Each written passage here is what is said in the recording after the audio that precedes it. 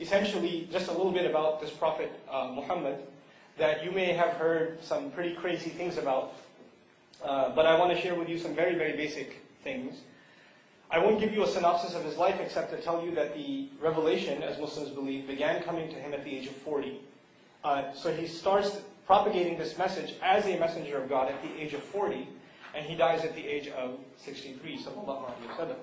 But I want you to just picture that scenario. A man at the age of 40, well respected in his community, a good businessman, people associate honesty and ethics with him. He's fairly well known. He's also known as one of the more intelligent, so historically when disputes occurred within the Arabs, one of the people that they would resort to say, this guy, not only is he intelligent, but he's also a neutral party, so we'll go to him. Whatever decision he says, we'll go with. So they would resort their manners to him because they saw him as one of the intelligent of their community. This man is now, all of a sudden, out of nowhere, claiming to be a messenger publicly. And he's claiming that revelation comes to him from a higher authority. And not only that, that's hard enough to believe, he's asking something more.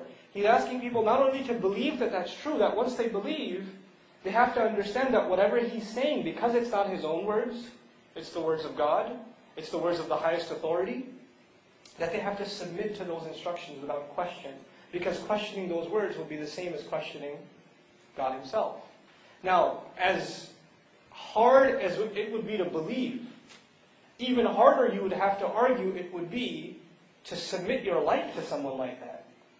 To just say, I'm going to eat what you want me to eat, I'm going to sleep when you want me to sleep, I'm going to look at what you want me to look at, I will live my life the way you want me to live my life. And by the way, as soon as I believe you, it's only logical that the vast majority of the community, including my own family, what are they going to think about me?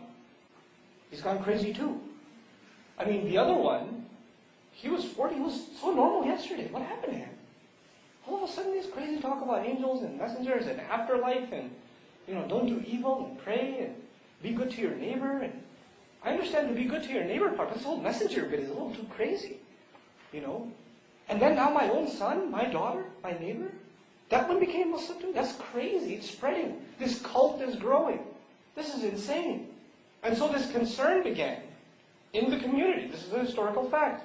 And the first few things that were said about Muhammad were exactly this. He's insane. He's insane. Or he has some ulterior motive for which he is trying to capture the attention of the not so firm in intellect among us. He's trying to catch let's just say, the easily influenced among us. And he's taking them under his wing, etc. What else does he claim? What else is he talking about? Besides the fact that he's a messenger, sallallahu alaihi wasallam. Well, the first thing he comes and claims is that there is a God, but not only that he is God, but he has a direct relationship with you. And that no one can come in between you and him. There can be no intermediary between you and him. You don't answer to anyone else who can answer on your behalf to him. You have to answer to him directly. You owe him a direct obligation. That was a serious problem for that society. And I need to tell you why. Because religion, before Islam, in Arabia, was being used essentially as an industry. As an industry. As it is today, by the way. Including Islam. Some use Islam, Christianity, Judaism, Hinduism as an industry. It's a money-making field for some people. And how was it being used then? Essentially, there was this Mecca, which you probably heard of, and they had all these idols around it. And these different idols were from different tribes of Arabia. So all these different tribes would make a sacred pilgrimage to come to Mecca to pay homage to their own god. Because the place to keep your gods would be Mecca. But now all these different tribes, which were essentially warrior tribes, what they lived off of was beating each other up. It was a thing. None of them would mess with the Meccans. And they would have no fears. Why? Because if you mess with us, your idol back there in Mecca? You know what we're going to do with it when we get back? So nobody would mess with them. Now if this call comes and says, you don't need idols. You don't need an intermediary. You can have a direct relationship with God. This entire system that's set in place, people coming, and of course when people come, what comes with them? Money. It's a tourism industry. I mean, after all, what is Orlando without Disney World? I mean, think about that, right? So who would want to come here anymore? It's in the middle of the desert. There's no attraction except this religious site. If we lose the interest of all the Arabs, we have no special status left, and the money that is coming in year-round is gone. So they see it as a direct threat. The Arabs had some really messed up practices back in the day. For instance, they thought that having a son is a sign of manhood, and having a daughter is a blemish on your manhood. It's like a shame that you had a daughter. So a lot of Arabs, when they would have, especially higher ups in society, if they would have a daughter, I think the Muslims here know what they would do. What would they do? They'd bury the baby girl alive. It was a practice by the elite of that society. It existed at that time. Now the Quran comes, and this man who's being claimed to be insane, claimed to be, just brushed aside, this passage is revealed to him, and he recites it out loud in public. إِذَا الشَّمْسُ كُوِّرَتْ. It's a passage about the Day of Judgment, when the sun is wrapped up. وَإِذَا النُّجُومُ انْكَدَرَتْ. And when the stars start falling apart. When wild animals are herded together.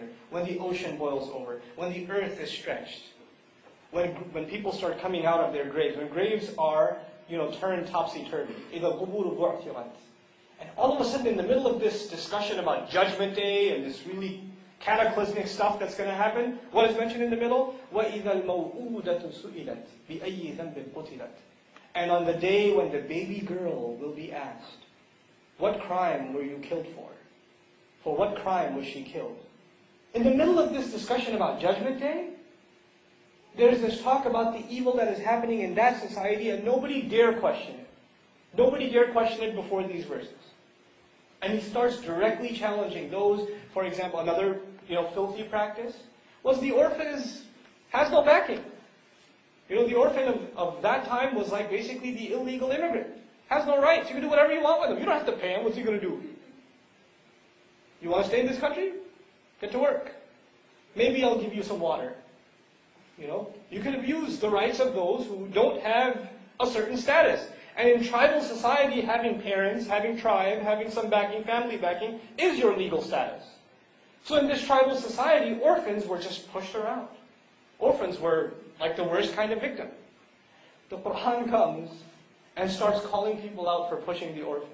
فَذَلِكَ الَّذِي يَدُعُ الْيَتِيمَ. What kind of prayer does he make? These religious, the economic elite, they had to show people that they're also very religious, because that's what gave them their legitimacy, and then they could do whatever filthy practices they had. So the Quran talks about them praying to show off, and then they push the orphan around at the same time. What kind of prayer is this? Prayer is supposed to soften your heart, and this is what you do with an orphan? الَّذِينَ هُمْ يُرَاءُونَ وَيَمْنَعُونَ الْمَاعُونَ. They're so cheap, they don't even give a little bit in charity. That's what their reality is. Why is it that you find them talking to people about their religion, and calling about their God, but you never hear them talk about the rights of the poor and the rights of the needy, because they themselves are the oppressors against the needy. The point I'm trying to make is one of the first and most offensive calls made by Muhammad ﷺ in his lifetime, that is recorded history, is that he called for social justice. And he didn't separate a belief in God with a call for justice. He combined these two things. It was as though if you believe in God, there is no other way but to do what God demands. And God is a just, merciful God, and so we have to have a just, merciful society here. What He has in the heavens should be here. That's what His call was. What we read as Muslim children, what we read about the first generation of Muslims is incredible.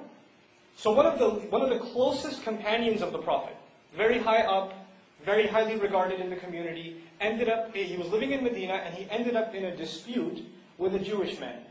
He was walking by, and he saw the Jewish man hold a shield. Sword and shield back in the day. He looks at the shield and goes, "That's my shield. I've been looking for that for months." And the Jewish man goes, "No, this is my shield. What are you talking about?" So they get into it. And they go to the ruler, who's of course Muslim. They go to Umar bin Khattab, They go to him and they say, we need to go to take this trial before you. The ruler back in the day was also the judge. So they're at the Supreme Court at this point, and the Jewish man is standing there, and Ali is standing there, and of course, Umar knows which one really, really well at this point. He knows Ali. He doesn't know the Jewish man. He knows Ali. And they go way back. They fought in battle together. They've lived many years together. They've been by the side of the Prophet together. They're very close. And in the Arab world, one of the ways to give people a nickname is to call them by their son's name. O father of so-and-so. Okay?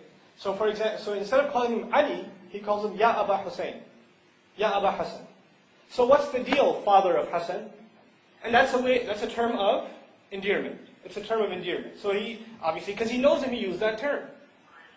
And he tells them a story, tells them what his perspective is. This shield is mine, I lost it, this guy had it, clearly it's mine. He makes his case. Now he goes to the Jewish guy. And he says, so what's your story? What's your story? And Ali stops him. He goes, wait, you called me by a nickname. Why'd you say to him, hey, what's your story? You should have called him by a nickname too. You're not just. I don't want this case. You win. Walks away. He walks away. They're sensitive to justice. This is what we're taught as children, about how sensitive you have to be to principles of justice.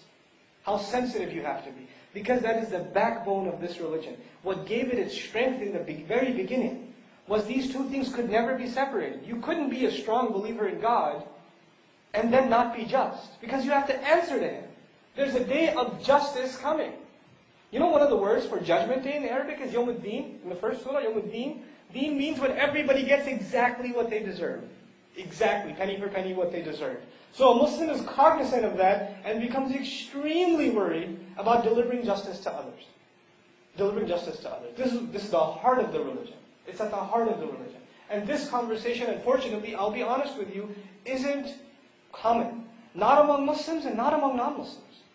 And it's a tragedy to the religion itself. I started by saying there's a distinction between Muslims and the religion. The texts itself, the sources themselves. An honest study of the texts, yields a very different picture than what you may be used to seeing. So I would encourage all of you to take some time out and read about the book, read about the Quran on your own time, on your own terms, and make up your own mind.